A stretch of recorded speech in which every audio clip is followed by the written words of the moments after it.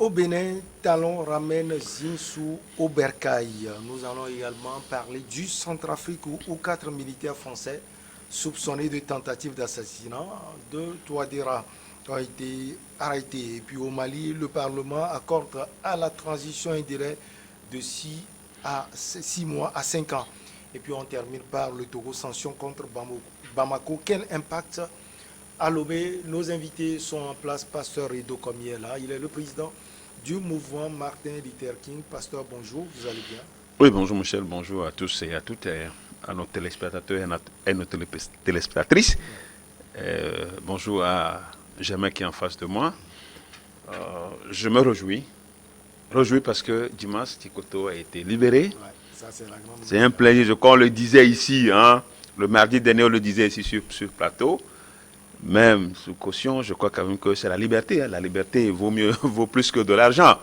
Donc, je crois que tous ceux qui ont œuvré d'une manière ou d'une autre pour sa libération, ici, nous leur témoignons notre reconnaissance aux magistrats qui ont fait de sa liberté leur préoccupation jusqu'à ce que ça ne soit effectif. Donc, à tous ces gens-là, nous leur exprimons notre reconnaissance. Et au même moment, il y a des gens qui sont encore emprisonnés dans ce dossier.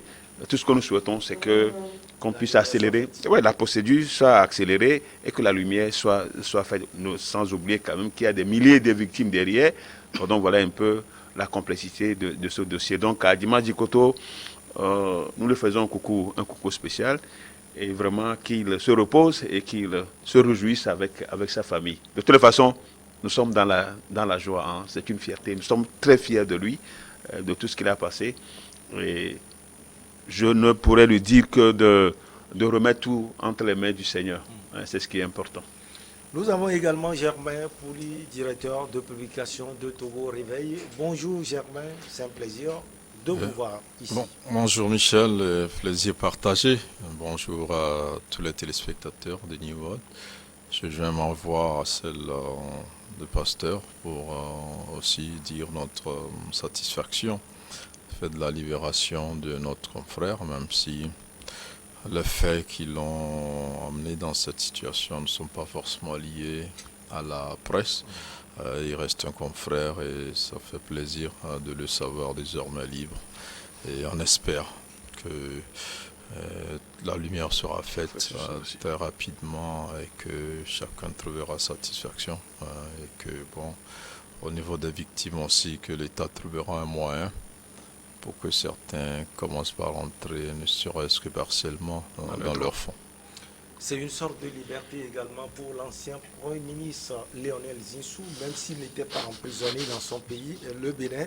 Le président de la République actuelle, Patrice Talon, s'est prononcé sur ses relations avec l'ex-Premier ministre Lionel Zinsou à l'occasion du vernissage de l'exposition au palais de la Marina. Entre les deux personnalités, il n'y a jamais eu d'adversité à rassurer le chef de l'État. Pasteur Edo, combien on se souvient que le président Patrice Talon était à Bruxelles et quand il est revenu avec l'ancien Premier ministre, tout simplement.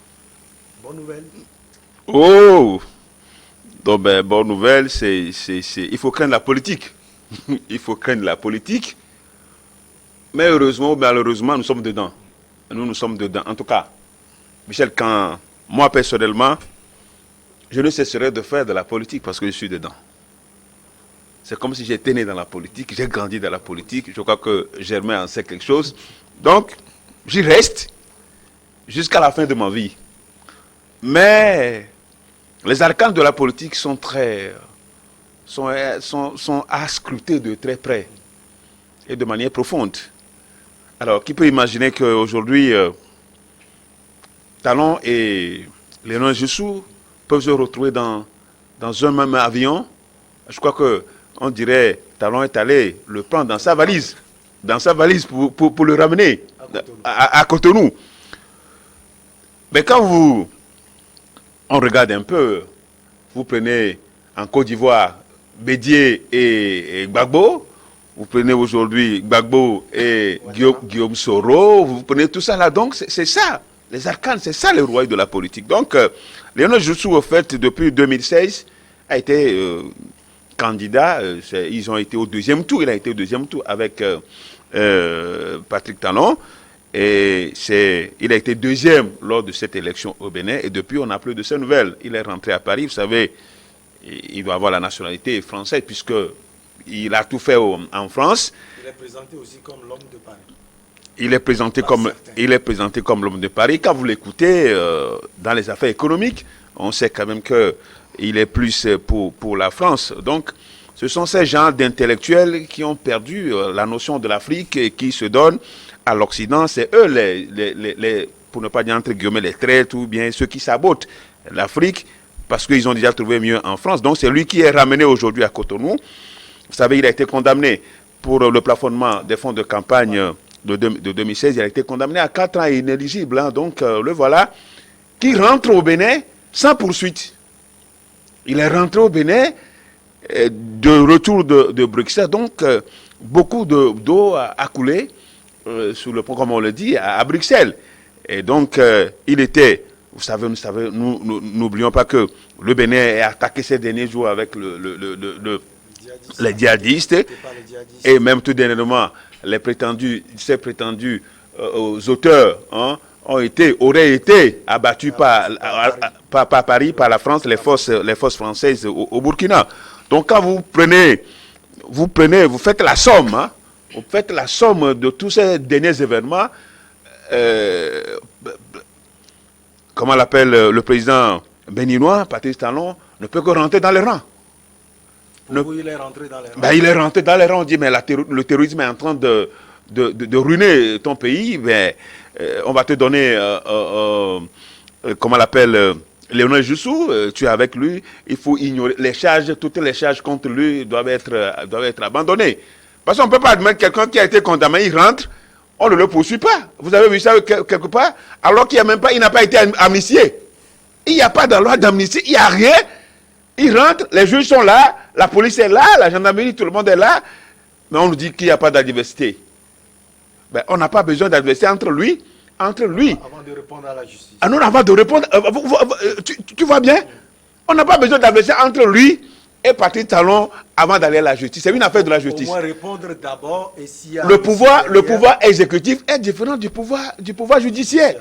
Donc, en voyant ça, il y a une confusion. Donc, tout est confondu. Le président Talon qui est de l'exécutif et la justice. Donc, on ne comprend plus rien. Donc, voilà, c'est comme ça. Quand vous voulez vous opposer à la France, il faut avoir les couilles solides. Si vous ne l'avez pas, il a 1000 moyens. Mais nous, au Mali, de toute façon, au Mali, nous avons les couilles solides.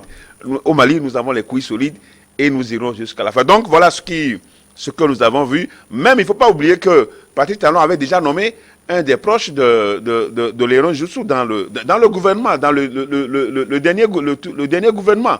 Le rapprochement a commencé. Le rapprochement a commencé. Donc, il y avait eu même déjà des préalables. Et Bruxelles n'est que le couronnement, c'est ça, non? Bruxelles n'est que le couronnement de tout ce qui a été déjà fait.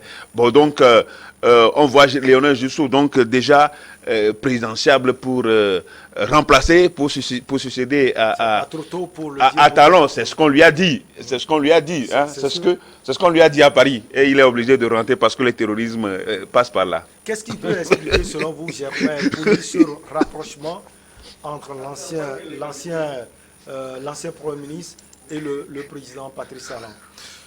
Là, je pense aussi au-delà de ce qu'a dit le pasteur tout à l'heure. Patrice Talon veut calmer un peu le jeu parce que il a fatigué la plupart de ses opposants. Dont les plus crédibles sont en fuite à l'étranger. Et aujourd'hui, je pense qu'il a tout ce qu'il veut. Il a eu son deuxième mandat, quand bien même il avait dit qu'il ferait qu'un seul mandat. Il a une assemblée entièrement acquise à sa cause. Il a créé une cour spéciale de répression qui s'attaque régulièrement à ses opposants et il est tranquille. Et donc aujourd'hui, le pays est pacifié, mais en même temps sur le plan sécuritaire, il est sous menace. Et plusieurs voix se lèvent pour dire de libérer des opposants qui sont en prison, de faire revenir ceux qui ont fui, dont le fils de l'ancien président Nicéphore Soglo, Léa Soglo. Et on a été surpris aussi de voir Nicéphore Soglo aux côtés de Talon lors de l'inauguration du vernissage de cette exposition-là. Et Lionel Zinsou, c'est dire qu'au Bénin, on dit déjà que Léadi Seglo devrait pouvoir rentrer aussi dans les prochaines heures. Donc aujourd'hui, est-ce que c'est cette paix-là que Talon veut faire? On peut l'analyser un peu de ce côté-là, mais ce qui choque quand même, c'est le fait que sans avoir accordé la grâce présidentielle, donc à Lionel Zinsou, il débarque avec lui, comme pour dire, mais avec moi, vous êtes en sécurité, personne ne peut vous arrêter. Donc, il joue le rôle de la justice, voilà. Et ce qui fait que ce qu'on disait de lui avant se confirme.